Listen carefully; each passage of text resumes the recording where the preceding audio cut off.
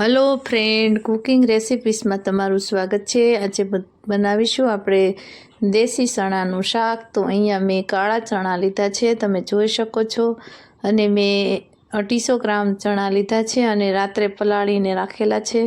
તો આખી રાતમાં એકદમ સરસ એવા પલળી જાય છે। અને હવે આપણે કુકરમાં બાફી લેશું। કુકરમાં આપણે 3 વિસલ કરી લેશું, એટલે આપણા ચણા છે એકદમ સરસ એવા બફાય અને રેડી થઈ જશે। તો એમાં એડ કરીશું, મેં અહીંયા 2 કપ જેવું પાણી એડ કર્યું છે અને 2 તમાલપત્ર, 2 તજના ટુકડા અને 3 લવિંગ આપણે એડ કર્યા છે।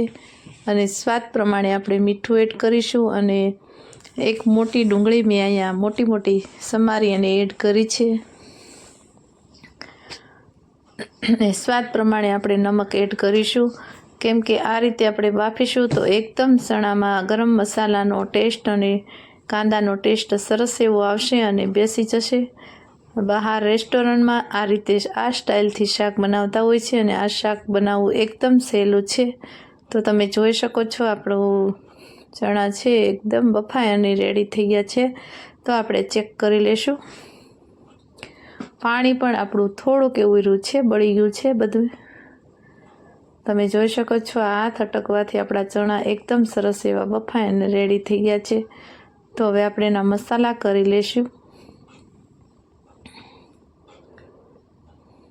મસાલો કરતી વખતે આપણે બાફેલા ચણા 1 ચમચી જેવા એડ કરીશું અને થોડુંક 2 ચમચી જેવું પાણી એડ કરીશું, એટલે એની ગ્રેવી કરીશું મસાલા માટે।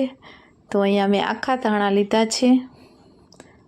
એક તીખાશ માટે મેં અહીંયા 1 મરચું એડ કર્યું છે લીલું, અને 10 થી 12 જેટલી લસણની કળી એડ કરી છે। અને 1 ચમચી 1.5 ચમચી જેવું આપણે લાલ મરચું પાવડર એડ કરીશું, અડધી ચમચી હળદર પાવડર અને 2 ચમચી જેવું આપણે જીરા પાવડર એડ કરીશું, કેમ કે આ શાકમાં જીરું વધારે હોવાથી ચણાના શાકમાં બહુ ટેસ્ટ સારો આવે છે અને એકદમ સરસ એવું બને છે।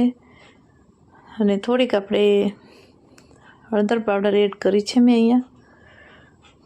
હવે તમે જોઈ શકો છો આપણે મિક્સર જારમાં મસાલો કરી અને ચાલુ કરીને આ રીતે આપણે મસાલો કરી લેશું।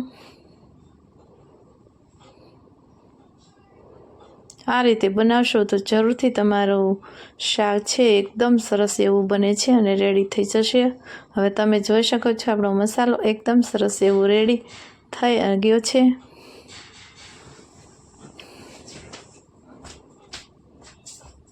તો વઘાર માટે આપણે 2 ચમચા જેવું તેલ એડ કરીશું।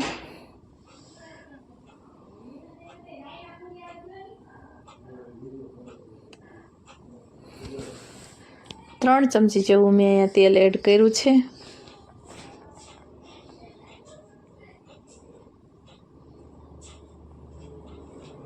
અને આપણે 1 ચમચી જીરું એડ કર્યું છે।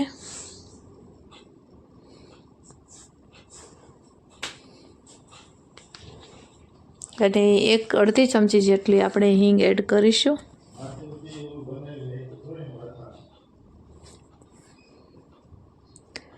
ને 2 મોટી ઝીણી ઝીણી ડુંગળી મેં સમારીને રાખી છે, તે આપણે એડ કરીશું અને તેને પણ બરાબર મિક્સ કરી લેશું।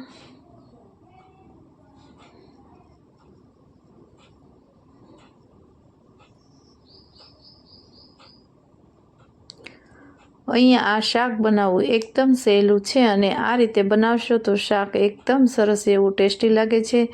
તમે રોટલી, રોટલા, પરાઠા, નાન સાથે પણ સર્વ કરો, એટલું સરસ આપણું શાક બનીને રેડી થઈ જશે। તમે ક્યારે ન બનાવ્યું તો આ શાક જરૂરથી ટ્રાય કરજો। અને આ શાક બનાવવું બહુ ટેસ્ટ પણ એટલો સારો આવે છે। બહાર આપણે ચોલે ભટુરે ખાતા હોય એટલો સરસ એવો ટેસ્ટ આવે છે। તો આ રીતે તમે બનાવશો તો જરૂરથી શાક આપણું સારું બનશે। અને આ રીતે આપણે મેં મસાલો છે એને એડ કરી દીધો છે અને આપણે ધીમે ધીમે આ રીતે હલાવશું તો આપણી જે મસાલો છે તે તેલમાં શેકાઈ જશે। અને તેલ આપણું ઉપર આવી જાય ત્યાં સુધી આ મસાલાને શેકાવા દેવાનો છે। અને ગેસની આંચ અહીંયા મેં ધીમી રાખી છે। હવે થોડુંક એવું આપણો મસાલો શેકાઈ ગયો છે, તો 2 ચમચી જેવું પાણી એડ કરું છું અને હવે આપણે થોડુંક શેકાવા દઈશું।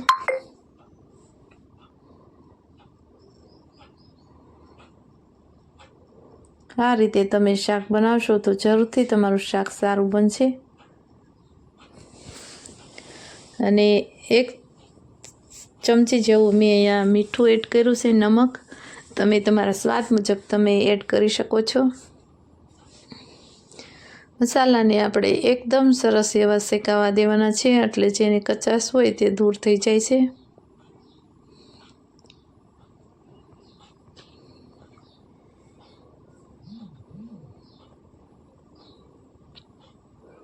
તો હવે જે આપણે ચણા બફાયેલા છે તેને એડ કરીશું, અને આપણે પાણી નથી કાઢ્યું.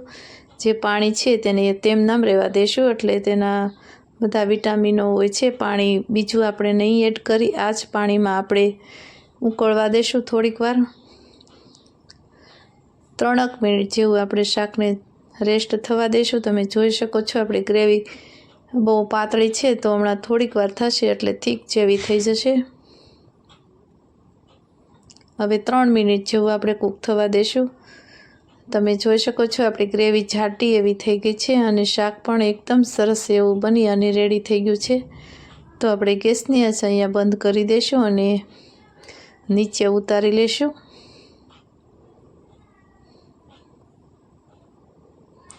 હવે આપણે એક વઘાર કરીશું, અને વઘાર એની ઉપર આપણે રેડીશું.